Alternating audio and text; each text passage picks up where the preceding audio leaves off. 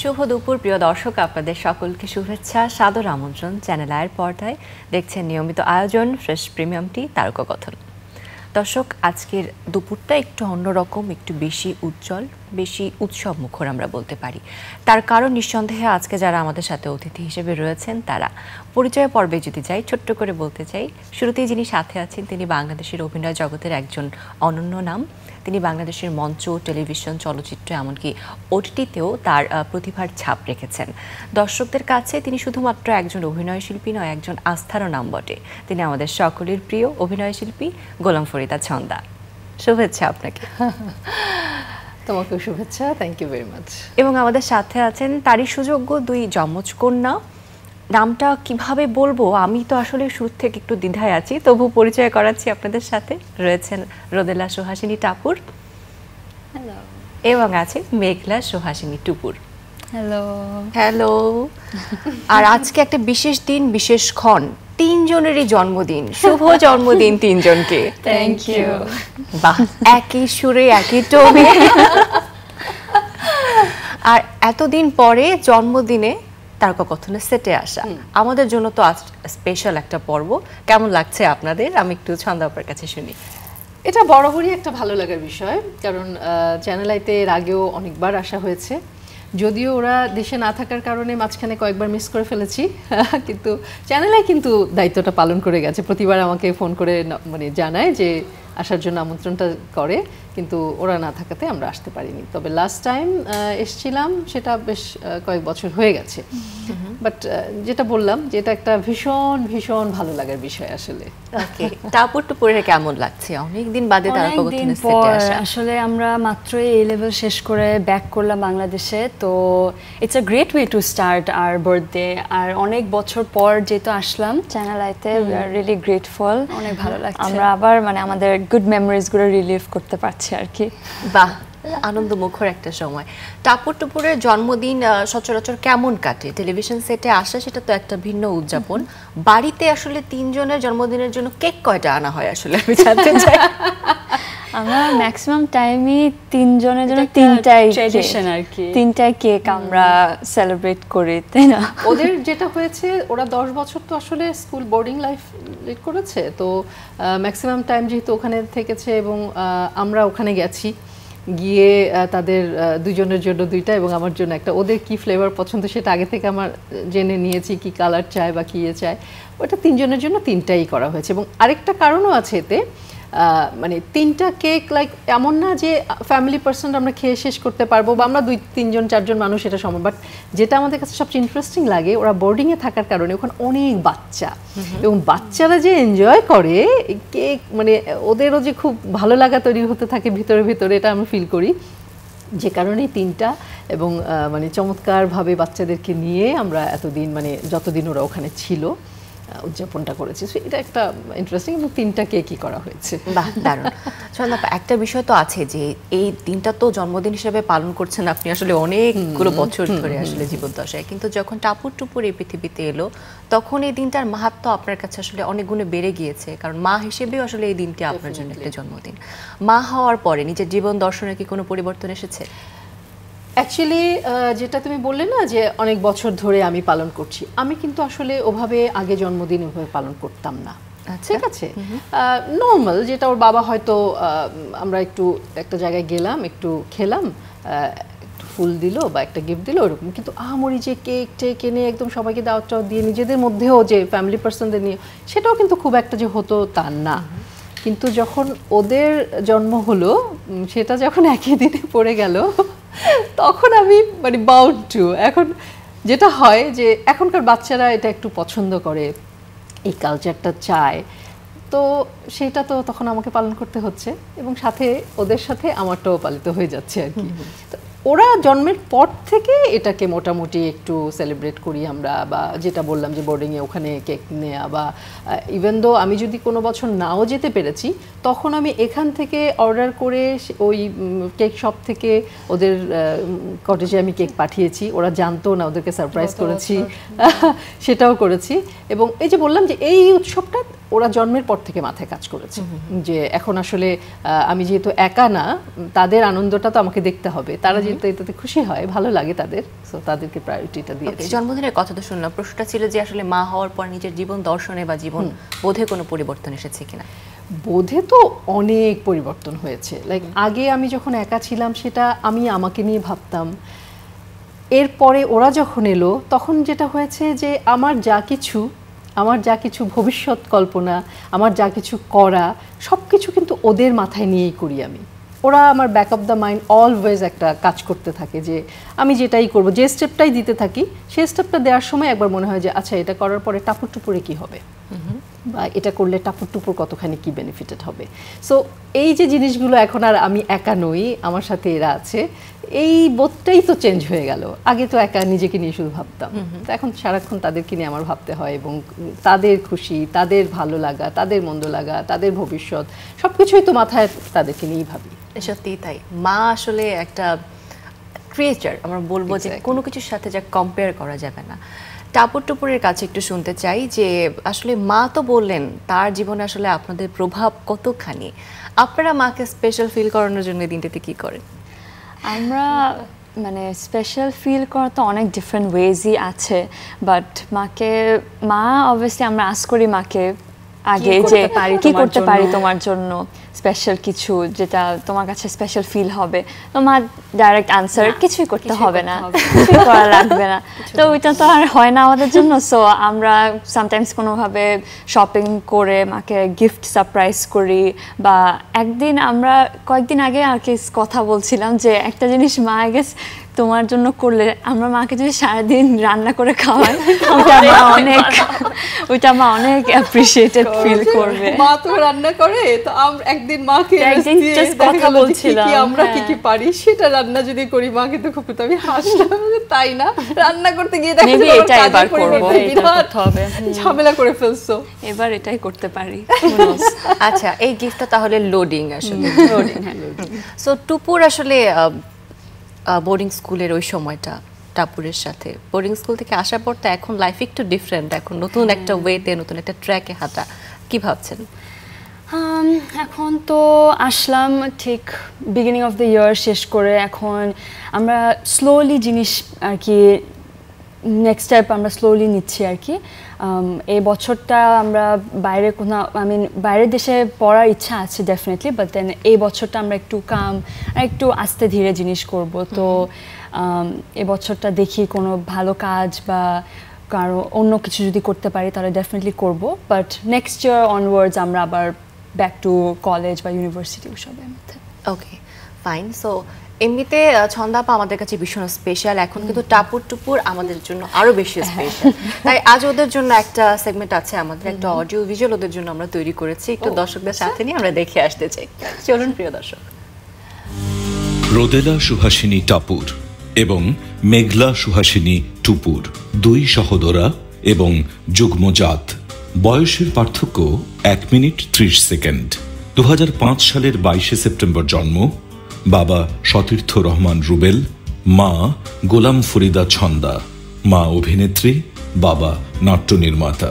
টাপুর এবং টুপুর চতুর্থ শ্রেণীতে পড়াকালীনই চলে যান ভারতের দার্জিলিংয়ের 125 বছর বয়সের পুরনো ডক্টর গ্রাহামস হোমসে। এ বছরই দার্জিলিংয়ের সেই শিক্ষা প্রতিষ্ঠান থেকে এ লেভেল শেষ করে দেশে ফিরেছেন টাপুর এবং টুপুর। মেধাবী দুই বোন পড়াশোনার পাশাপাশি অংশ নিয়েছেন সাংস্কৃতিক ও ক্রীড়া বিষয়ক প্রতিযোগিতায়, সাফল্যও পেয়েছেন। টাপুর এবং টুপুর প্রথম নাটকে কাজ করেন 6 বছর বয়সে, বাবার নির্মিত খোলসে। রোদেলা টাপুর পরবর্তীতে উল্লেখযোগ্য অভিনয় করেছেন চলচ্চিত্র দেশান্তর,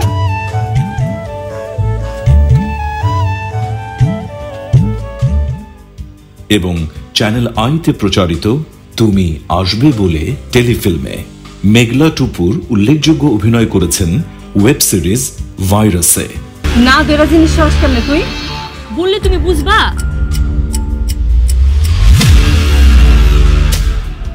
টাপুর এবং টুপুর দুজনই একসঙ্গে কাজ করেছেন ওয়েব ফিল্ম মায়াতে।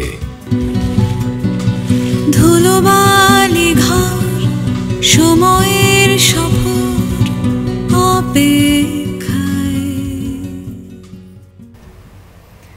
বাহ, কেমন লাগলো? Expecting that. সুন্দর। চন্দা আপা, আপনার কাছে একটু জিজ্ঞাসা করি যে মেয়েদেরকে যখন স্ক্রিনে দেখেন কাজ করছে তারা এবং এত দুর্দান্ত সব কাজ উপহার দিচ্ছে দর্শকদের, কেমন লাগে আপনার? এই যে এখনই আমি দেখতে দেখতে আমি ইমোশনাল হয়ে যাচ্ছিলাম। আসলে হয় কি, আমি তো মানে আমারই তো প্রতিচ্ছবি, আমি তো আমাকেই দেখতে পাই ওদের মধ্যে। সো আমি যখন দেখি যে তারা কাজ করছে এবং ভালো কাজ করছে, তখন একটা অন্যরকম ভালো লাগা, মানে সারা মন প্রাণ ভরে কাজ করতে থাকে, ভর করতে থাকে। যে নিজেই ভাবি যে সেই টাপুর টুপুর, এত ছোট টাপুর টুপুর কাজ করছে, অভিনয় করছে, মানে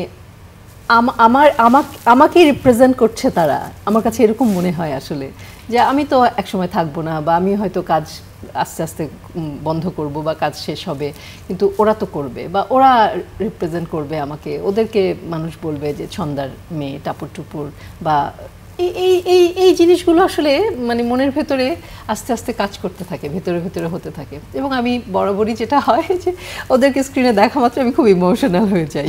যে মানে এইটুকু বাচ্চারা ওরা কাজটা কত সুন্দরভাবে করছে, কত বুঝে করছে, এটা একটা অন্যরকম ভালো লাগে, এটা আসলে বলে বোঝানো যাবে না। আচ্ছা, তারা যে অভিনয়ে আসবে এটার ডিসিশনটা আসলে কার ছিল? মানে আপনারা পারিবারিকভাবে এটা ঠিক করেছেন নাকি ওদেরও ভীষণ ইচ্ছা ছিল? না, ওদেরও ইচ্ছা ছিল। যেটা হয় হয়তো জিনগতভাবে, যেহেতু ওর বাবা পরিচালক, অভিনেতাও, এবং আমি তো অভিনয় করছি, ওরা যখন খুবই মানে সত্যি বলতে হচ্ছে শুরুটা হয়েছে এমনভাবে যে লেবার রুম থেকে বের করে সুভাষ দত্ত দাদু টাপুরকে টাওয়াল পেঁচিয়ে ও আমার ছেলে নামের একটা ছবি, সেটা চ্যানেলে ইমপ্রেসেরই ছিল, সেই ছবিতে অভিনয় করিয়েছিল পপি এবং কাঞ্চন ভাই, ইলিয়াস কাঞ্চন ভাই ছিলেন তাদের বাচ্চা হিসেবে। তো শুরুটা তো আসলে একদম জন্মের পর মুহূর্ত থেকেই শুরু হয়েছে। টুপুর করেনি, কিন্তু টাপুর তো করেছে। এরপরেই আসলে ওরা টেলিভিশনের জন্য ছোট ছোট একটু একটু কাজ করা শুরু করলো। বিভিন্ন জন আমার সাথে সাথেই ওদেরকে নিয়ে বিভিন্ন ইন্টারভিউতেই করতো। তারপরে তার বাবাই হচ্ছে ভেবেছে যে না, যেহেতু ওরা কাজ ইন্টারেস্টেড কাজের প্রতি, সো আমার কাজ দিয়ে ওদেরকে মিডিয়াতে আমি এক্সপোজ করি। এবং ওই খোলস, যেটা একটু আগে শুনলাম আমরা, এই খোলসের মাধ্যমে ওদেরকে ইন্ট্রোডিউস করানো। আচ্ছা, টাপু টুপুরের কাছে একটু জিজ্ঞাসা করতে চাই। প্রথম ক্যামেরার সামনে দাঁড়ানো, যদিও টাপুর বলতে পারবে না, টাপুর তখন একেবারেই যখন মনে আছে যে প্রথম ক্যামেরার সামনে দাঁড়ানো, কেমন ছিল সেই দিনটি? সেই দিনটা এখন if I go all the way back, অনেক এক্সাইটিং একটা ডে ছিল।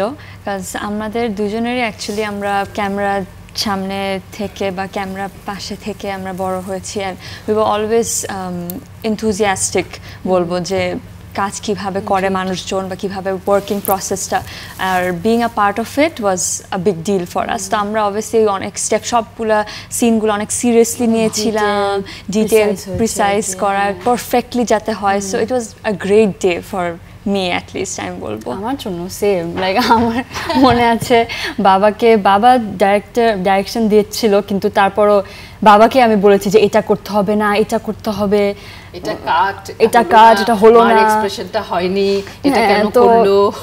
আমার জিন থেকে আর কি হয়েছে। বাবার সাথে কাজ করা এটা কি এক্সট্রা প্রেসার ছিল নাকি এক্সট্রা প্রফুল্ল থাকা, কোনটা? না, ইটস নট এক্সট্রা প্রেসার, এটা অনেক রিল্যাক্সিং আই ফিল লাইক। কারণ এখন ডিরেক্টরের সাথে একটা ওয়েতে কমিউনিকেট করা অ্যাক্টিংয়ের সময় it's very crucial I think. আর যেহেতু বাবাই ছিল director, so I feel very comfortable যে কোনো প্রবলেম হলে আমি বলতে পারতাম, বা কোনো কিছু না হলে বা ঠিক না হলে, ঠিক ফিল না হলে আমি শেয়ার করতে পারতাম আর কি। So that was great. আপনারা যে দেশান্তর করেছেন সেটা হচ্ছে একটা আঞ্চলিক ভাষায়, তো সেখানে যে অ্যাকসেন্ট আপনি প্র্যাকটিস করেছেন সেটা কিন্তু আসলে বোঝা যায়নি যে আপনারা আসলে ফ্লুয়েন্ট না, ভীষণ ফ্লুয়েন্ট মনে হয়েছে। ভাষা কিভাবে রপ্ত করেছেন? ভাষা মা অনেক শিখিয়েছে, স্ক্রিপ্টের ডায়লগস অনেকবার লেখা ছিল, ভাষাতেই লেখা ছিল। সো ওটা আশুতোষ সুজন তো ডিরেক্টর ছিল, তো সুজন যেটা করেছে ওখানে ওই ভাষারই একজন মানুষ রেখেছিলেন, যিনি কন্টিনিউয়াসলি কানের কাছে ওই কথাগুলোই বলতেন এবং ওনার ভাষায় বলতেন। তো ওইটা শুনে শুনে আমি রপ্ত করেছি। আমি আবার টাপুরকে, মানে টাপুরও ওটা শুনে শিখেছে, বাট টাপুর যদি কোনো কনফিউশন কাজ করতো তো সাথে সাথে আমাকে বলতো যে মা এটা একটু বলে দাও, আরেকবার বলো, আমি বুঝতে পারছি না। এভাবে করে করে প্র্যাকটিসটা করতে, তবে অনেক দিন ধরে প্র্যাকটিসটা করতে হয়েছে। এবং এই প্র্যাকটিস বা সাধনা আসলে পেইড অফ করেছে আসলে, কারণ প্রথম আলো পুরস্কার, বাচস পুরস্কার তাদের অসাধারণ অভিনয়ের জন্য আসলে তারা পেয়েছে। এই যে স্বীকৃতি সন্তানদের পাওয়া, আপনাদের কাছে তো নিশ্চয়ই অনেক আনন্দ ঘন মুহূর্ত, মায়ের কাছে আসলে এই স্বীকৃতিগুলো কেমন? এটা তো একটা অসাধারণ ব্যাপার, কারণ যখন কাজটা করেছে বা আমরা চেষ্টা করেছি যে যাতে ভালো করে করতে পারে, তখন তো আসলে এভাবে ভাবিনি যে এটার জন্য পুরস্কার আসতে পারে বা পুরস্কার পেতে পারে। সেটা জাস্ট কাজটা যাতে ভালো করে করে, বুঝে করে, সেইটার একটা চেষ্টা ছিল। কিন্তু যখন পুরস্কার পেয়েছে এবং একাধিক পুরস্কার পেয়েছে, সেটা তো আসলে একটা কি বলবো, সম্মাননাটা এমন যে তাকে ভবিষ্যতে যাতে আরও ভালো কাজ করতে পারে সেই ব্যাপারে আরও বার্নিংস তৈরি করে দেয়া, একটা দায়িত্ববোধ তৈরি করে দেয়া। তো সেই জায়গা থেকে মানে তারা তো এটা নিয়ে মানে ওরা তো একেবারেই ভাবেই নাই, ভীষণভাবে অ্যাসপিরেন্স যে পুরস্কার পাবো এটা ভেবে করিনি, আনএক্সপেক্টেড। তো আমাদের কাছে ভালো লাগাটা তো আসলে ওই রকমই, যেটা বললাম যে সন্তান যেটাই করে সেটা যদি পজিটিভ কিছু হয়, সেটা যদি ভালো কিছু হয়, এতটুকুতেও কিন্তু বাবা মার মন অনেক বড় আনন্দে উদ্দোলিত হয়ে যায়। তো পুরস্কারগুলো মানে বারবারই বলেছি যে মা, এই পুরস্কারগুলো এসছে তোমাদের ভালো কাজের জন্যে, এবং যে কাজটাই পরেও করবে সেটাও যাতে ভালো হয়, এবং ওই জায়গা থেকেই এই পুরস্কারগুলোকে নিবে। এটাতে এমন কিছু বড় হওয়ার কিছু নেই যে তুমি ভাববে না একবারও যে আমি অনেক বড় কিছু হয়ে গেলাম, আমি যেহেতু পুরস্কারটা পেয়ে গেছি সো আর কিছু দরকার নেই, না, মাত্র শুরু হলো, এবং এটা তোমার কাজের প্রতি ডেডিকেশনটা আরো বাড়িয়ে দিল। যেহেতু টাপুর টুপুর এখন আসলে দেশে ফিরেছে, এখন কি দুজনকে আমরা নিয়মিত আমাদের অভিনয় অঙ্গনে দেখতে পাবো? হ্যাঁ, যদি ভালো কাজের অফার আসে, ওয়াই নট। মানে অনেক কাজ ওরা করতে পারেনি, অনেক ডিরেক্টরকে না করতে হয়েছে যেহেতু তারা ছিল না, অনেক ভালো ভালো কাজ ছুটে গেছে। সো এখন যেহেতু তারা আছে এখানে, তো অবশ্যই আমরা চাইবো বা ওরাও চায় যে ভালো ভালো কাজের অফার আসলে সেটা যেন তারা করে বা আচ্ছা, ভালো কাজের অফার বা কাজের অফার যখন আসে, স্ক্রিপ্টগুলো আসলে দেখে এই ডিসিশনটা জানানো আসলে কার উপর নির্ভর করে সবথেকে বেশি?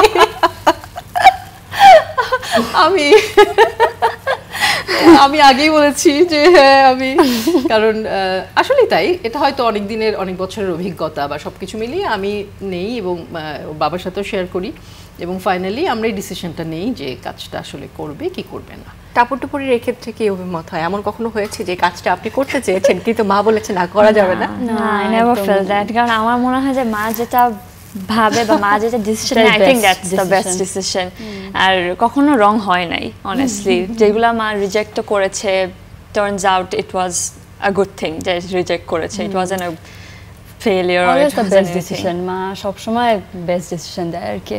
চেষ্টা করি আসলে, এটা যে বললাম হয়তো কাজের অভিজ্ঞতার কারণে, যে আমরা যেহেতু করে করে করে করে এত বছর ধরে অভিজ্ঞতা অর্জন করেছি যে আসলে কোন কাজটা কি হতে পারে বা ওদের জন্য কতখানি পজিটিভ হতে পারে, সো সেটা ভেবেই আসলে ডিসিশনটা নেওয়া। ওকে, তো টাপুর টুপুরের পড়াশোনা এখন পর্যন্ত আসলে সবকিছু একই সাথে চলেছে, একই ধাঁচে চলেছে।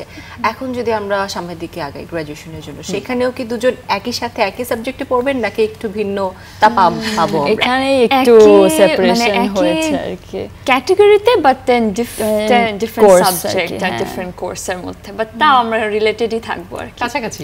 Same university, that's one thing. Same university, আচ্ছা আলাদা ইউনিভার্সিটি হবে না, দ্যাটস ওয়ান, কিন্তু ডিফারেন্ট কোর্স আর কি নিব।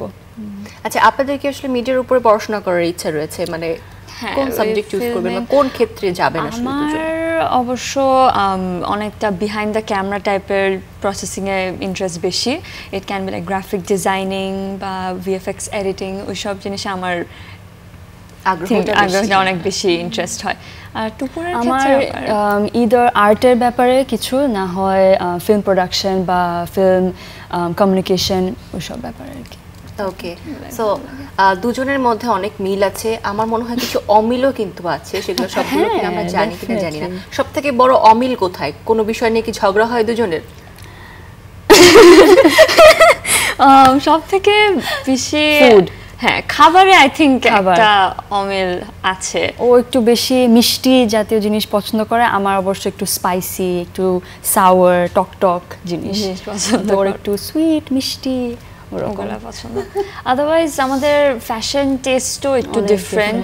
আমার অনেকটা গার্লি স্কার্ট কিউট টাইপের আর টুপুর অনেকটা একটু Tomboy type-এর not একটু। exactly tomboy Tomboy but না, then more Pant, cool হ্যাঁ। আর pants টাইপের জিনিস মানে আর মানে অনেক ক্যাজুয়াল টাইপের জিনিস পছন্দ করে Comfortable wear comfortable wear so আর দ্যাটস সবচেয়ে বড় ব্যাপার হচ্ছে টুপুর অনেক straightforward straight cut Personality wise, হ্যাঁ। পার্সোনাল মানে ও ঠাস করে একটা কথা বলে দিবে মুখের উপরে এটা ও ভাববে না যে এটাতে কি হবে বা কষ্ট পেলো কি পেলো না ওর মনে হয়েছে যে না এটা ঠিক না বলে ফেলবে কিন্তু টাপুর আবার অনেক কিছু ভাবে যে না এটা বলা কি ঠিক হবে way too much overthinking এই গুণটা তারা কার থেকে পেয়েছে মানে কোন কোনটা মায়ের বেশি আছে মা কোনটা মা কোনটা তুমি বলো আমারটা টাপুর একটু মা মানে স্বভাবগত ভাবে একটু ধৈর্য বেশি Okay. একটু সহ্য বেশি একটু ভাবে বেশি সবকিছু আমার নিয়ে ফ্রেন্ড গ্রুপে আর কি আমাকে মা বলে like you know I am the mom of অনেক দ্য বেশি গ্রুপ মদারলি আচ্ছা মা মেয়েদের এই খুনসুটি আসলে চলতে থাকবে এখন আমাদের একটা স্পেশাল সেগমেন্ট আছে আমরা স্ক্রিনে আপনাদেরকে কিছু ছবি দেখাবো ছবি দেখে আপনাদের মনে করতে হবে এটা কোন দিনের বা কোন সময়ের তার নিয়ে একটু ছোট্ট করে আমাদেরকে বলতে হবে ঠিক আছে আমরা স্ক্রিনে একটু চোখ রাখছি প্রথম ছবিটা দেখবো এটা হলো একটা নাটক বরিশালে যাচ্ছিলাম আমরা বরিশালে লঞ্চে গিয়ে, করে হ্যাঁ তো বেসিক্যালি নাটকটা আমার পার্টগুলা লঞ্চে হয় শুট তো এই কারণে আমরা ইট ওয়াজ আ শীতের মধ্যে। ট্রিপ হ্যাঁ শীতের মধ্যে অনেক শীত ছিল তো it was a trip to Barisal আর shoot at the same time first time আর কি তো আমার মনে আছে আমরা অনেক দিন পর ইন্ডিয়া থেকে ব্যাক করেছিলাম তো ওটা তখন শুট করেছিলাম মোয়াপুর সাথেও ফার্স্ট কাজ ছিল এবং এটাতে আরেকটা ইন্টারেস্টিং ব্যাপার আছে মনে আছে কোনটা টাপুর কি ছিল আমরা বরিশাল গেছি শুটিং করতে এই তো টুপুরের ইয়েতেও, নাটকের হ্যাঁ, জন্য। হ্যাঁ So, এটা এটা বেসিক্যালি একটা hit। টুপুরেরই নাটক টুপুরি ছিল এটাতে পারফর্ম করেছে টাপুর ছিল না তো আমরা সবাই মিলেই গেছি যে একটু বেড়ানো হবে বরিশাল ওরা যেহেতু দেখেনি আমরা গেছি একসাথে তো ওখানে যাওয়ার পরে মৌ আপার ছোটবেলার একটা ক্যারেক্টার মৌ আপার মা করেছিল ও মেয়ে করেছিল টুপুর তো মৌ আপার ছোটবেলার একটা ক্যারেক্টার লাগবে তো ওখানে একটা মেয়েকে তারা ভেবে রেখেছিল কিন্তু সামহাউ ওই মেয়েটা আসতে পারেনি বা কিছু একটা মিসিং হয়েছে আর কি কাকে নিবে এখন আর খুঁজে পায় না মোয়াপা হঠাৎ করে বলে কি হ্যাঁ টাপুরি তো করতে পারি আমার ছোটবেলাটা এত সুন্দর মিলবে ওর সাথে আমার ওকে নিয়ে নাও ওকে নিয়ে করো তারপরে আয় হায় আমরা তো ওর ব্যাপারে কোনো কস্টিউম কিছুই আমরা কারণ ও তো করার কথা না ও তো মানে একেবারে আনপ্ল্যান আমরা তো এখন কস্টিউম কিছু নেই নাই কি করব এখন ওইখানে কস্টিউম খোঁজা বরিশালের মতো জায়গায় কোথায় কি পাওয়া যায় আমরা তো ওইভাবে কিছু জানিও না পরে ডিরেক্টর যিনি ছিলেন ফেরদৌসী আপা উনি পরে ওনার মেয়েকে সহ খুঁজে খুঁজে 2টা ড্রেস পাওয়া গেছে ওই 2টা দিয়ে মোটামুটি যেহেতু ফ্ল্যাশব্যাকের সিন ছিল ওই 2টা দিয়ে অবশেষে ওই মৌ আপার ছোটবেলা টাপুরকে দিয়ে করানো হয়েছে এক বোনের জন্য গিয়ে আরেক এবং দুজনই বড় হয়ে গেল শেষ পর্যন্ত আচ্ছা আমরা আরেকটা ছবি দেখি এবারে কি আছে এটা কবেকার ছবি মনে হচ্ছে খুদে টাপুর টুপুর 2016 আই থিংক হ্যাঁ 2016 স্কুলের নাচের একটা প্রোগ্রাম ছিল আই থিংক রবীন্দ্রনাথের জয়ন্তীর প্রোগ্রাম ছিল ওইটাতে আমরা আমাদের স্কুল থেকে আমরা টাউনে এসে ওই ডিস্ট্রিক্টে আর কি এসে আমরা অনেকগুলো স্কুল এসে পারফর্ম করে একটা টাউন হল আছে ওখানে আমরা গিয়ে আমাদের স্কুলকে রিপ্রেজেন্ট করে পারফর্ম করেছি হ্যাঁ ওটা ফার্স্ট টাইম ছিল এটা কি টাউন হলে করেছিলে হ্যাঁ এটা টাউন হলে করনি মা এটা কোথায় এটা কি টাউন হলে করেছিলে হ্যাঁ এটাই আচ্ছা এটাই টাউন হলে করেছিলে অনেক কারণ এটা আগে করেছিলে পরে তো আবার জানি না হ্যাঁ পরে আরেকটা আচ্ছা টাপুর টুপুর কি নিয়মিত নৃত্য চর্চার সাথে আছে ওরা না আসলে চর্চাটা ওভাবে করে না যে স্কুলিং বা আমি বাফায় ভর্তি করেছিলাম 1 মাসের ক্লাস করেছিল তারপরে তো চলে গেছে তো ওটা আর হয়নি কিন্তু ওরা যেটা করে যখন স্কুল থেকে ওদেরকে অফার করে যে প্রতি বছরই একটা সেটা রবীন্দ্র জন্মজয়ন্তীতে হতে পারে বা অন্য কোনো প্রোগ্রামে হতে পারে নাচতে হবে বাংলা গানের সাথে তখন তারা ইউটিউব দেখে ওই নাচটাকে 3 দিন 4 দিন ধরে তোলে তাদের টিচাররাও হেল্প করে বা আমাকে যেতে হয় ম্যাক্সিমাম টাইমে আমি গিয়েছি এই কস্টিউম নিয়ে গহনাগাটি নিয়ে আমি গেছি এবং যে তাদেরকে নিয়ে আসি হোটেলে এনে রেখে 2-3 দিন ছুটি নিয়ে ওই তুলে দেওয়া হয় নাচটা আচ্ছা এই তারা পারফর্ম করে ওকে পরের ছবিটা দেখবো আমরা দেখি কি আছে ওরে এটা স্মরণীয় ছবি এটা কবে এটা আমার নিজেরও মনে নাই এটাই হচ্ছে সেই খোলসের আসাদ ভাই পিছনে ক্যামেরা এটা হচ্ছে সেই ফার্স্ট নাটক যেটা ওর বাবা ডিরেকশনে করেছিল খোলস, এবং তখন তারা এইটুকুই ছিল দেখতে, এবং এটা করতে যেই বললাম যে বাবাকেই তারা ডিরেকশন দিচ্ছিল, মাকেও ডিরেকশন দিচ্ছিল যে এভাবে না ওভাবে এইভাবে না কাজ। আমি কিন্তু কল্পনা করতে পারিনি যে টাপুর টুপুর বাবাকে ডিরেকশন দিচ্ছিল তারা আসলে এই হাইটে আমি এই হাইটে কল্পনা করছি এইটুকুই সেই খোলসের হচ্ছে এই ছবি। ওকে, সো দারুণ একটা সময় আসলে আমাদের কাছে এই 3টি ছবি ছিল, আর অনেক ছবি আসলে আমরা আনতে পারতাম, আর সময় স্বল্পতার কারণে আসলে সব গল্প শোনা সম্ভব নয়। পরবর্তীতে নিশ্চয়ই আমরা আরো অনেক গল্প জানবো। আয়োজনের একেবারেই শেষ দিকে চলে এসেছি।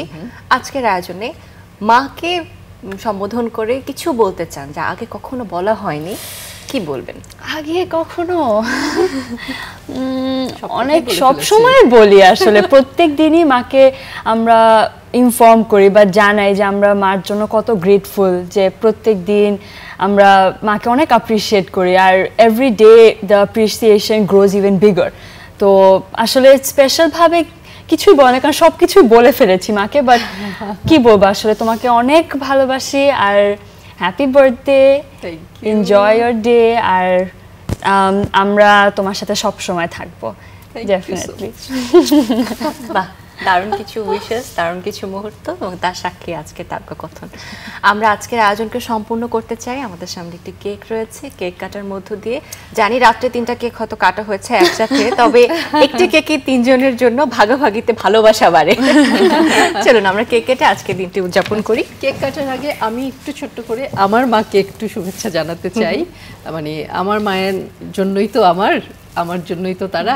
সো আমি একটু বলতে চাই যে আম্মু, তোমার কাছ থেকে অনেক দূরে আছি, কিন্তু তুমি যেখানেই আছো এবং আমরাও যেখানেই আছি সেখান থেকেই তোমাকে সব সময় ভালোবাসি, এবং তুমি না থাকলে আমাদের অস্তিত্ব আসলে থাকতো না। সো তোমার জন্য আমাদের ভালোবাসা সব সময় আছে আম্মু, ভালো থেকো সব সময়। অনেক ধন্যবাদ। আমরা কেকটা কেটে জন্মদিনের এই শুভক্ষণটি উদযাপন করি। একটা চাকু রাখা আছে ওখানে। ইয়েস, ধরো। আচ্ছা, অনেক অনেক শুভেচ্ছা জন্মদিনের। আজকের দিনের মতো প্রত্যেকটা দিন মা মেয়েরই যুগলবন্দি থাকুক সবসময় মিষ্টি মধুর স্মৃতিতে, এটি আমাদের প্রত্যাশা।